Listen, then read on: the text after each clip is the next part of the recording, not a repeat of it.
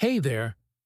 Welcome to Bunny's Tales, where ordinary stories shine with extraordinary meaning. Today, we explore a truth we often forget.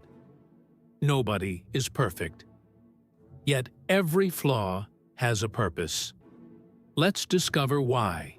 And before we begin, don't forget to like, share, and subscribe. In a quiet village nestled among green hills, lived a hard-working farmer. His pride and joy was a beautiful fruit garden, bursting with colorful mangoes, oranges, and guavas. Every morning, he'd wake up early to pluck the ripe fruits and carry them to the market in 2 baskets. One basket was perfect. It was strong, its wood was polished, and it stood tall with pride. The other basket, however, was old and worn. It had small cracks and holes, and it always felt a little fragile. As the farmer made his daily journey to the market, the torn basket couldn't help but leak. A few fruits would slip through its cracks and fall onto the dusty path. Children playing on the roadside would cheer, happily picking up the fallen treats. The birds, too, eating them. Some fruits that tumbled into the soft soil were forgotten, but they weren't lost. They slowly began to sprout, pushing tiny green shoots up toward the sun.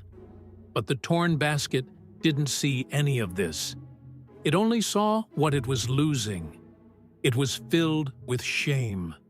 The perfect basket, sitting proudly on the other end of the farmer's pole, never missed a chance to mock it. "Look at you," the perfect basket would sneer. "You're useless. You can't even do your one job properly. You lose the master's earnings every single day." These words cut deep. The torn basket felt worthless, guilty, and broken. Its spirit sank lower with every step it took. The weight of its own perceived failure was heavier than any fruit it carried. One evening, unable to bear the shame any longer, the torn basket spoke to the farmer in a hushed, trembling voice. "Master, I am so sorry. I'm a failure. I'm torn, and I waste your hard work every day. I think you should throw me away and get a better one." The farmer listened patiently, a gentle smile gracing his lips. He didn't scold the basket. He didn't agree. He simply said, "Don't be so hard on yourself. Come with me tomorrow. But this time, pay close attention. I want to show you something wonderful." The next morning, as they set off on their usual path, the farmer walked a little slower. Once they were halfway to the market, he stopped and gently pointed to the side of the road. "Look," he said softly. "Look at what you've done." The torn basket looked, and for the first time, it truly saw. All along the path where it had always leaked, a beautiful trail of life had appeared. Small mango saplings stretched their leaves toward the sky. Tiny orange shoots had taken root, and fresh green guava seedlings dotted the landscape like little emeralds. A group of children were gathered there, carefully watering the young plants. They had built small fences of twigs around them, protecting the new life that had sprouted from the fruits the basket had dropped. The air was filled with their happy laughter.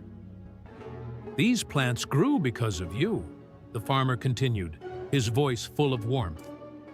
"Your flaws, the very cracks you are so ashamed of, planted a new garden along this road. And the fruits that fell? They fed hungry children and birds on their way. You haven't been wasting anything. You've been spreading joy."